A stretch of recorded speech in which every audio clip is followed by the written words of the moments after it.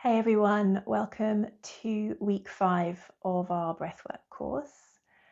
I think it would be a really nice way to start the session just with a gentle check-in, just to see how you're feeling, and maybe compare how you feel now just sitting within your breath to how you remember feeling in the first 1 or 2 sessions.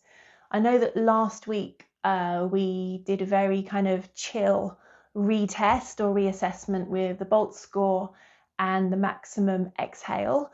And I think quite a few of you have already seen an improvement in those scores. And even if you haven't, because it's just one way of measuring change and progress, I think a lot of you are already starting to feel a little bit more awareness around the breath and a little bit more control over, I guess, state of mind or how we respond to stress, etc. It is a gradual process, so it won't happen overnight, and there will be definitely will be days when we don't think about the breath at all until the end of the day. But gradually over time, you can really start to see quite positive changes, not just in stress, tolerance and resilience, but in athletic performance and just energy levels and well-being and how we feel after we sleep and how restorative our sleep can then become. So if you weren't here last week, or if you haven't watched the recording yet, maybe take a moment just to go over the BOLT score and the maximum exhale. We don't need to do it now, but maybe at the end of the session, because it's a nice kind of 5-week in, nice checkpoint just to see where we have got to. So yeah, just take a moment to settle in. Hopefully you are all in a nice comfortable position. If not, then yeah, take a moment to settle in, find a nice comfortable seated position. If you are sitting and it feels quite effortful, feel free just to support your back against a wall or anything else that you can lean on. And if you're able to lie down, likewise, just make yourself nice and comfortable. And just take this opportunity to check in on your breath. We don't need to change anything. We are just checking in. You can ask yourself the usual questions. How does your breath feel right now? Are you breathing slowly or more quickly? Does it feel quite effortful? Are you holding your breath at all? Is your breath shallow or is it going a little bit deeper? Where are you breathing into? Is it predominantly up into the chest or maybe a little bit deeper down towards the belly? And can you feel any movement in your rib cage at all, or even in the back, especially on that inhale? Or does it feel a little bit more rigid, a little bit more stuck? And then finally, when you breathe in, is it a sensation of kind of up and down in the body and even in the face? So like breathing up towards the forehead. Or does it feel a little bit deeper, a little bit slower, a little bit more sideways, a little bit more expansive?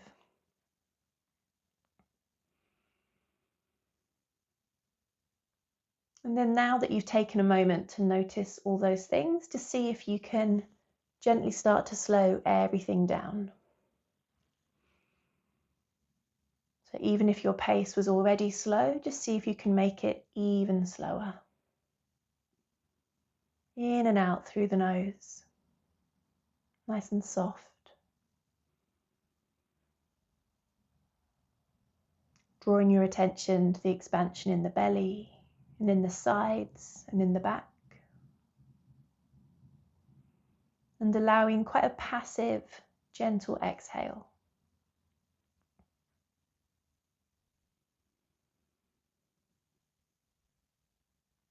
And you can create as much softness here as possible. And by soft, I just mean relative silence. So you can almost barely imperceptible with that inhale and exhale. Can barely hear the air coming in through the nose. And barely hear the exhale.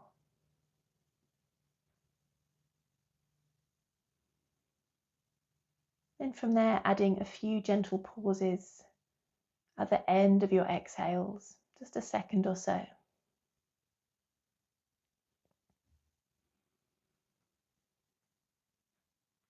And then just maintain that light breathing. We call it breathe light technique. Minimal breath.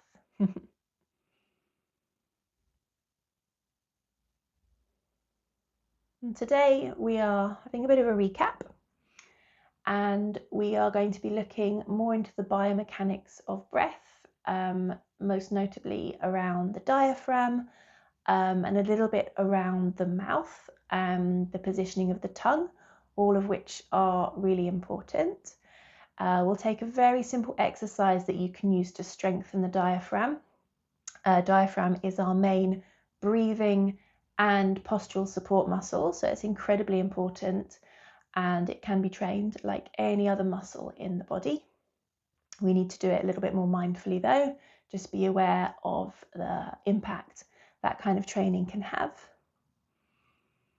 And then we'll be going into just a brief introduction to something called conscious connected breathwork. This is the more, I would say, therapeutic side of breathwork. So I hate the term woo, but it's what a lot of people would use. So it's more towards how we experience breath, changes that can occur in our state of consciousness, the power of the breath to shift emotional blockages and physical pain and all these things.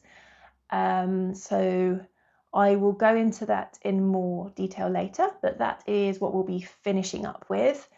It can be very dramatic and it can lead to very intense experiences. So what we're doing today is just a very brief, quite light introduction to it. It's not something I would want to deep dive into on a Zoom call with limited time. But just be aware that if you were to go to a group class or a live session or a longer workshop, then it would probably be a lot more in depth, and the impact would probably be quite a bit more powerful. But what we're doing today will be enough to experience it and get a feel for it and the potential benefits, certainly enough for you to know if it's something that you would want to explore at a later date. So as a quick recap for last week, we covered different breathing patterns, or you might say protocols, that we can use just to change our energy or our state of mind. Specifically, we looked at sunrise and sunset breath, box breathing, and we did a little bit of humming as well. So those are all in the recording from last week, and there are also some short kind of technique recordings available as well. Those are very, very powerful tools that we can have in our toolkit, and we can use them whenever we need to throughout the day, if we remember, of course. And it's a very useful thing to have access to. Breath is something we take with us wherever we go. Obviously, if you are in the middle of a very intense situation or you need to attend to something in the there and now, there's really no chance to regulate your breath. However, we can still do a lot of damage control afterwards by calming things down again. And even beforehand, if you know that you're going into a stressful situation, or you just need to bring your A game, or you need to get through something difficult, you can prepare yourself for that by just taking a few moments to anchor with the breath. So I would really recommend just going back over those techniques, practice them, make sure you're familiar with them so they become a little bit more second nature. And then next time you need to anchor or bring focus using the breath, they will be there, ready and waiting. So next up, we are going to look at a little bit more breathing mechanics. We're going to focus to begin with the tongue, which much like the diaphragm is often overlooked. The tongue is very important in terms of structural integrity and support within the mouth and the throat and the jaw.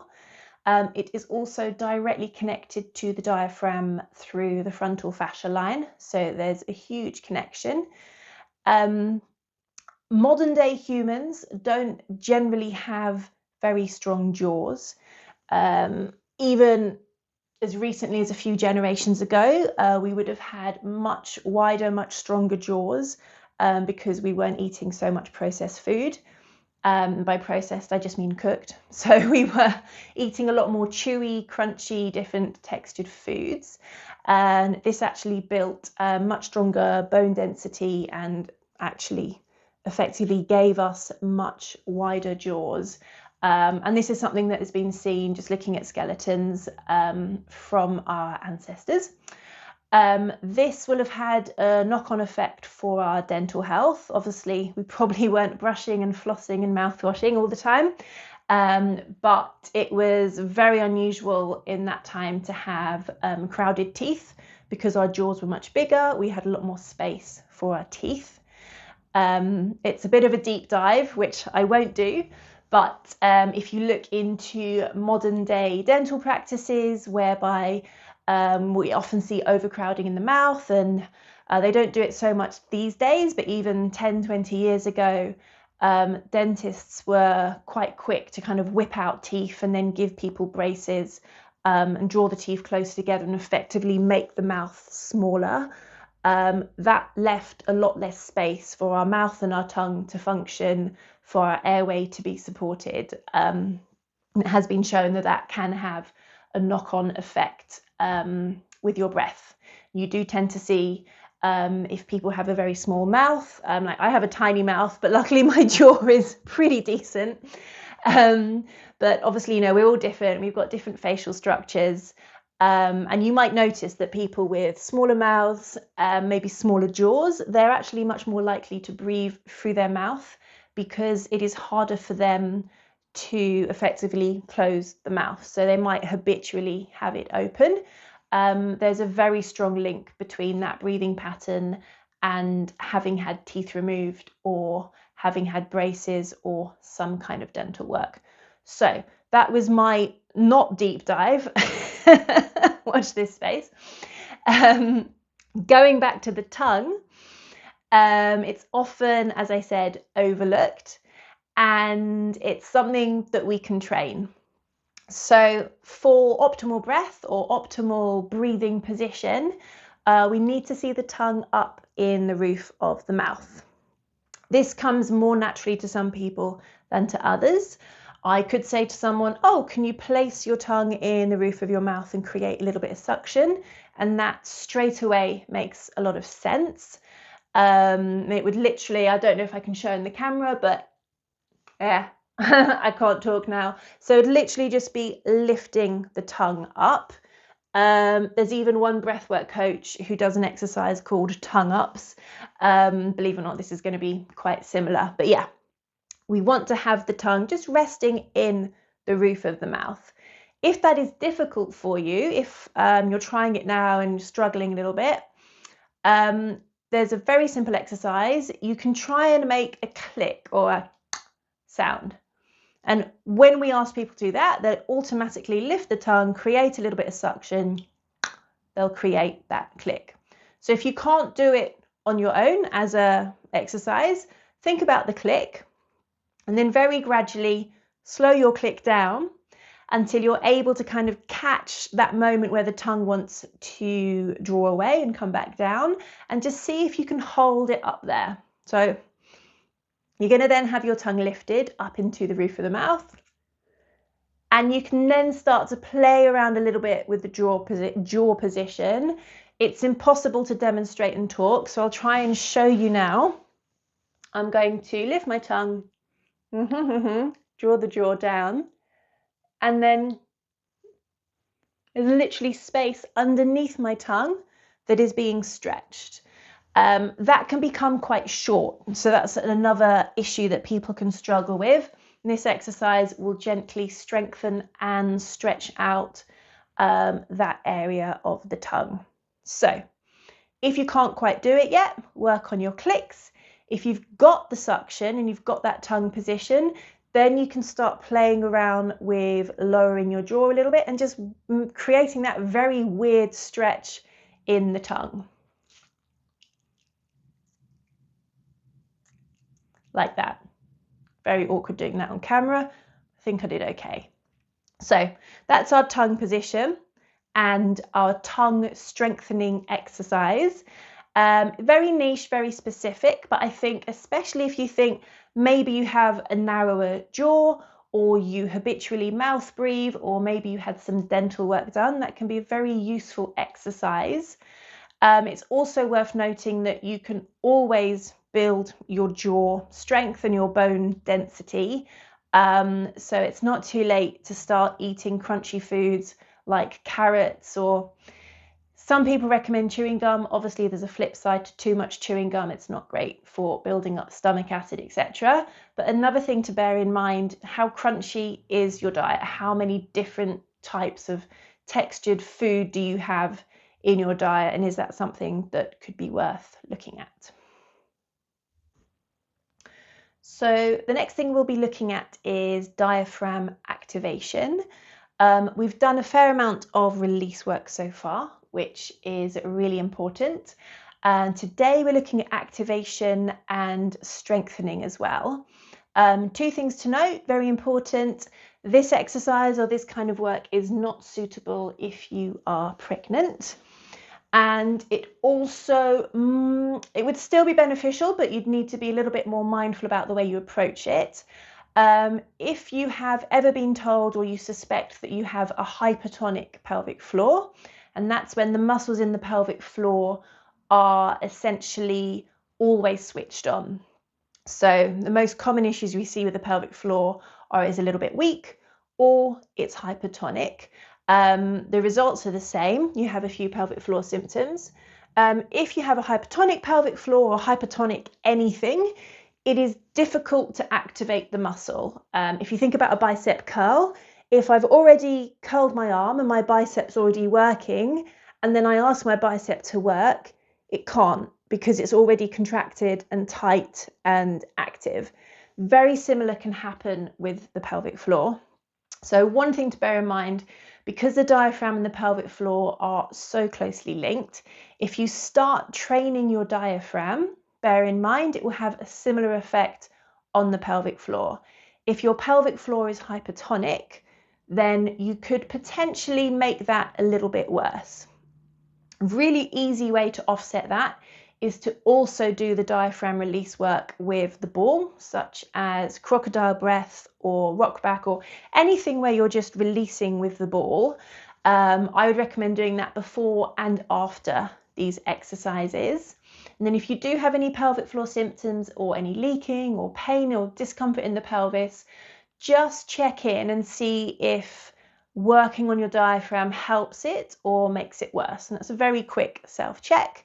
If you have any concerns at all, I would always recommend seeing a women's health physio. That is essentially the only way to know for sure what is going on with your pelvic floor. However, we can make lots of informed decisions and figure a lot of things out by ourselves, as long as we are informed about what we're doing. So that is one thing to consider when we are looking at working the diaphragm. The diaphragm and the rib cage are intrinsically connected, like they are quite literally connected together.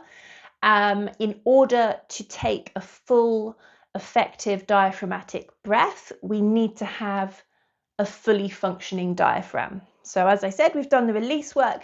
Now we want to think a little bit about strengthening the diaphragm and also connecting to it. And I think the diaphragm is the only muscle in the body that we can't control, apart from the heart probably, consciously. So I can think about the bicep and I can clench it. I can't really think about my bicep and isolate it and clench it. I'll probably just clench my abs instead. So we have to approach training it in a slightly different way and essentially force it to work. So as I said, this drill is not suitable for anyone who is pregnant. We are going to essentially create an isometric contraction in the diaphragm. It's quite handy to get hands on. So you can place one or two hands, probably one because you're going to need the other in a minute, just where your diaphragm is. So if we go to where the rib cage starts to separate out, and then just place the hand in that spot there. We're going to take an inhale and an exhale through the nose. And we're going to hold our breath on the exhale. We're going to hold our nose. And then we're going to try and inhale again against the pull or against the resistance that we were creating. So inhale through the nose, exhale through the nose, hold your nose, and then try to inhale. And hopefully you'll feel your diaphragm it's almost an involuntary contraction. It's trying to get the air back in. Can feel a bit weird, but bear in mind this is a very normal, natural response. It's actually a good thing because it shows that your body knows you're not breathing and it's trying to make you breathe. So let's all go. We're going to take the inhale and the exhale. Hold the nose.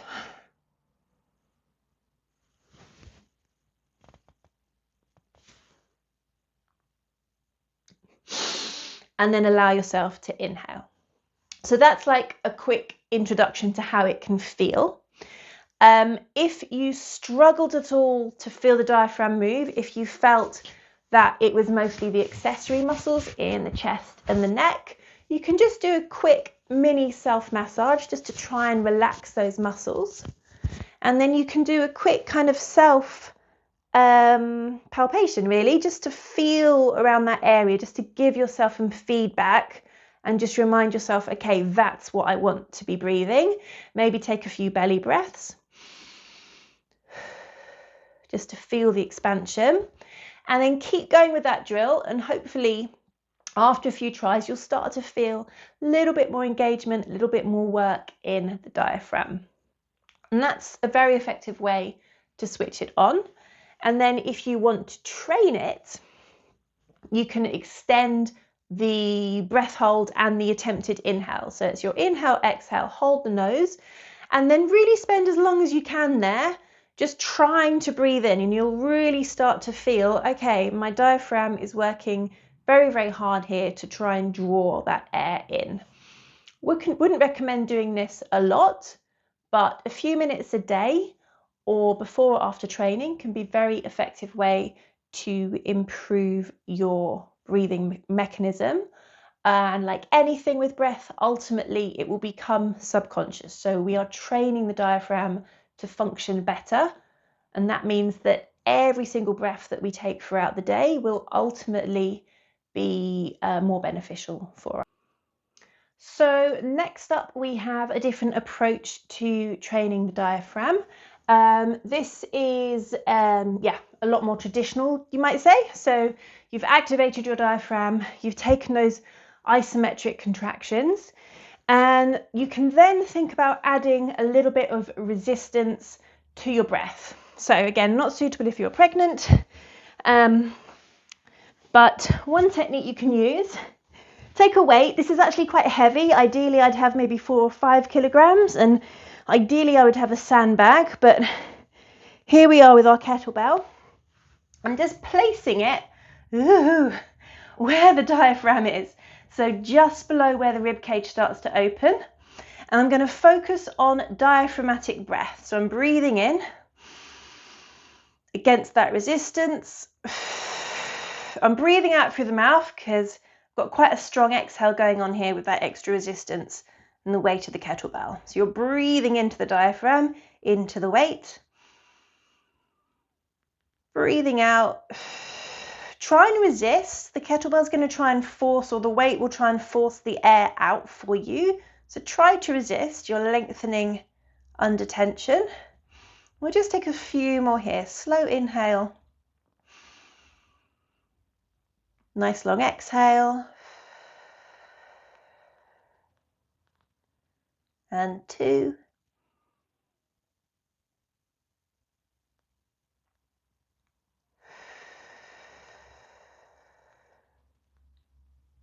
and 1.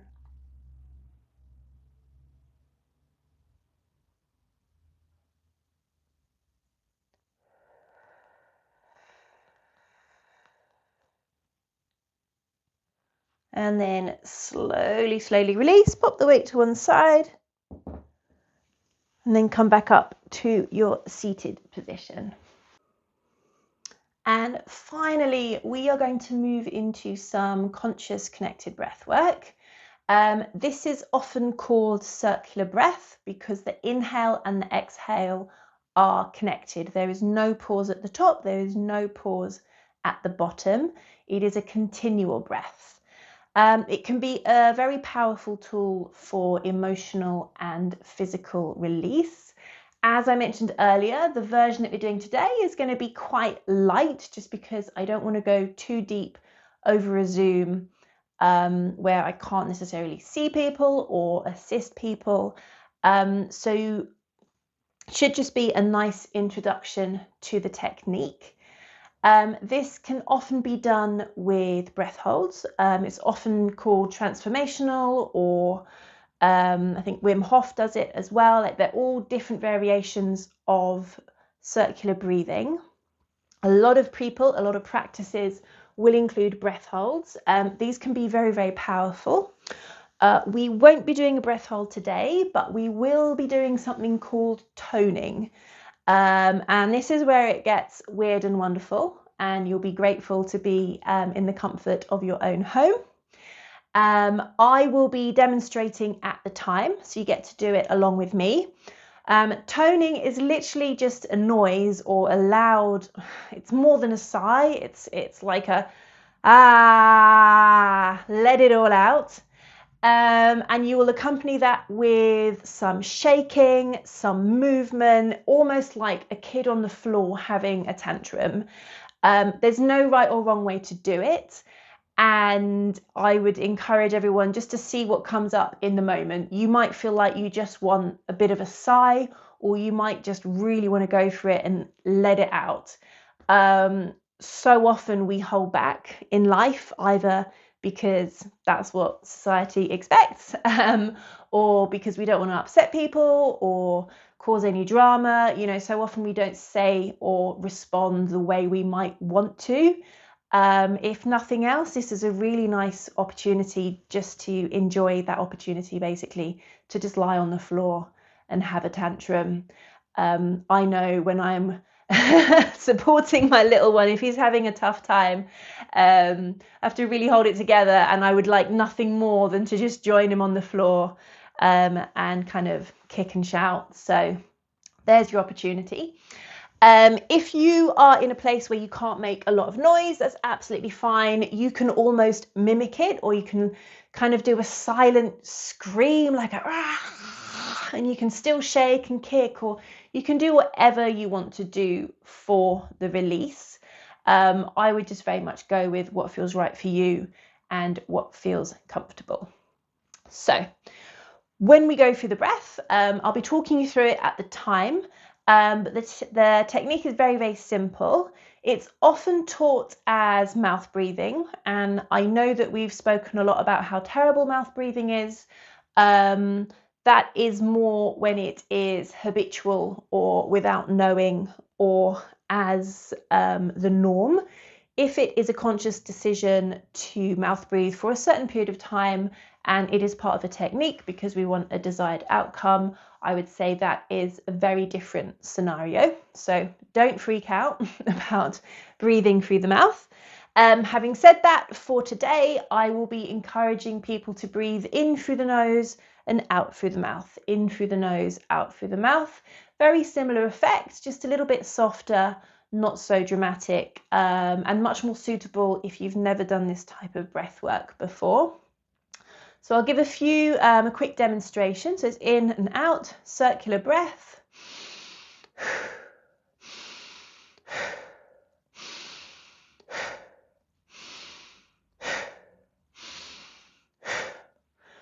Can feel quite laborious, labor intensive. In the beginning, you might feel like, oh, can't really be bothered with this. It's not very relaxing.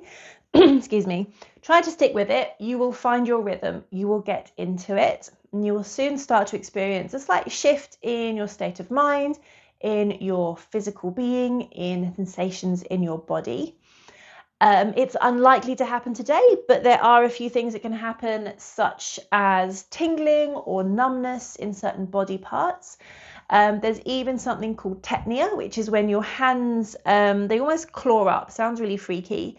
That's just due to changing pH levels and the effect of this type of breathing. It's very, very normal. If any of those things happen and you want them to stop, just return to your normal breath, and very quickly your body will just return to its state of normal. So nothing to worry about. If you don't like it, just revert back to your normal breath. So let's get into it. Find a nice, comfortable position. I would recommend lying down on your back. If possible, you can turn down the lights or put an eye pillow on just to block out any extra light or stimulus. And we're going to start with 3 inhales and a lovely long sigh. So take a deep breath in through the nose and an audible sigh through the mouth. And again, breathing in, audible sigh. Final time, in through the nose, long audible sigh. And then we begin with the conscious connected, in through the nose, out through the mouth. In, out, in, and out.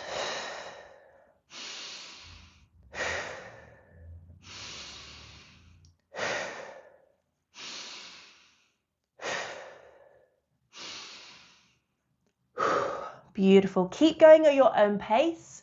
You might want to go slower or faster than my cues. Most important is there are no pauses. That continual circular breath, in, out, in, out. Find your rhythm and stick to it. You might want to count to 3. You might want to count to 4. Just continue with that same pace. In,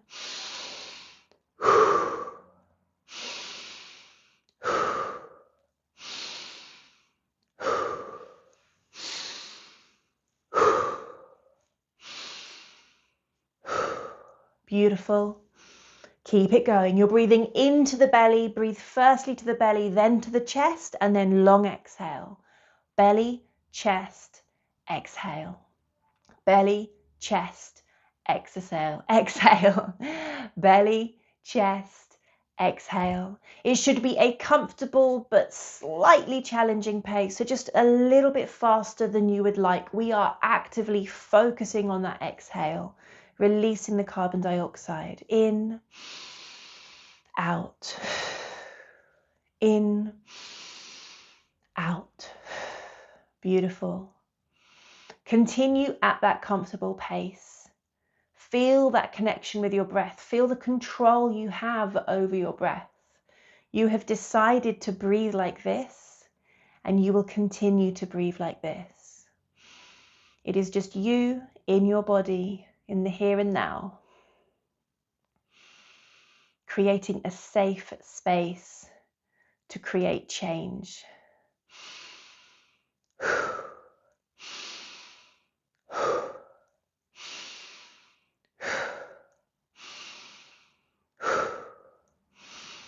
Beautiful. Keep it going. Belly, chest, and out. Don't be afraid about the chest lifting. As long as you start with that belly breath, filling up the lungs, fully exhaling, that beautiful directed pace.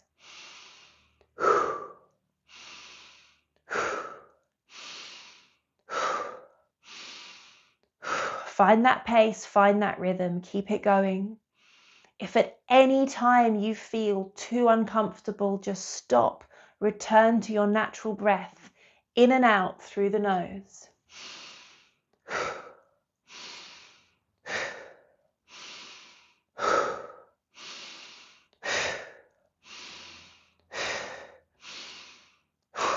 Keep it going.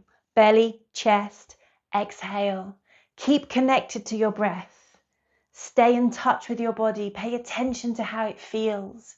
Any warmth anywhere, any tingles anywhere, changing sensations. This is you. This is the change you are creating simply by changing your breath, by taking control of your breath. In, out.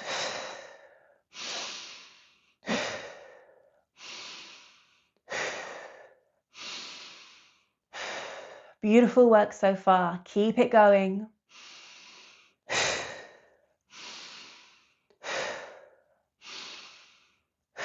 And get ready. We're coming into our tone. Take 5 more breath cycles. In, out, in, out, in, out, in, and tone.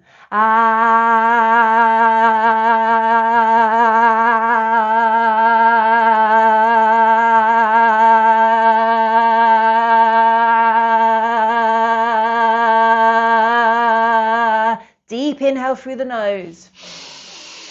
And again.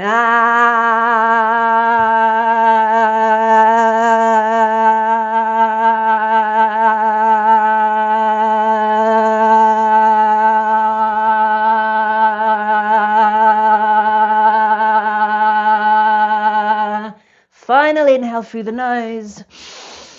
Final tone.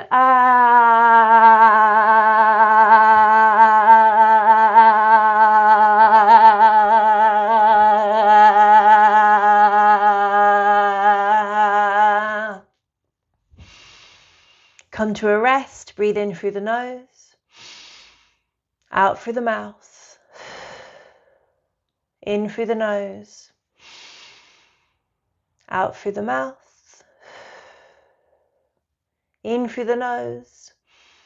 Place your hands over your ears. Take a gentle hum.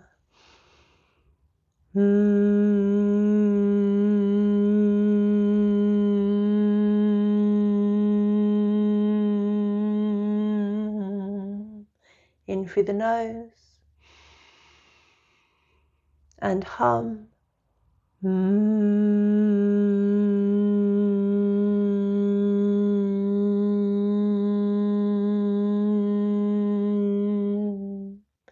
In through the nose, tongue to the roof of the mouth. Final hum.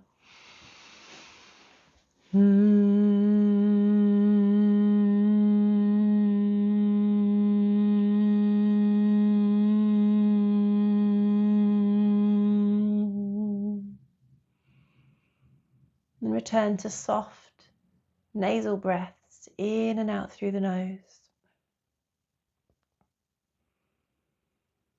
Return to that breathe light technique, breathing softly, slowly, as little as possible, as quietly as possible.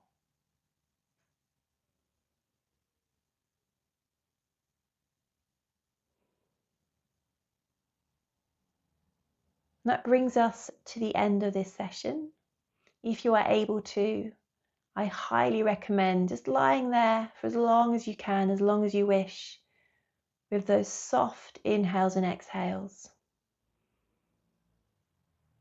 And then when you are ready to come up, just move gently, move sidely, move slowly.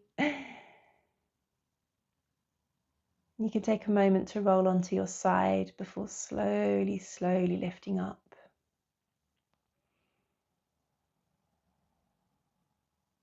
And then if you have the time and space, just sit in stillness. Just allow everything to settle.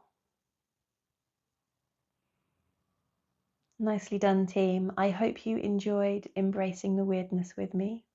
As always, let me know if you have any questions, and I will see you for session 6.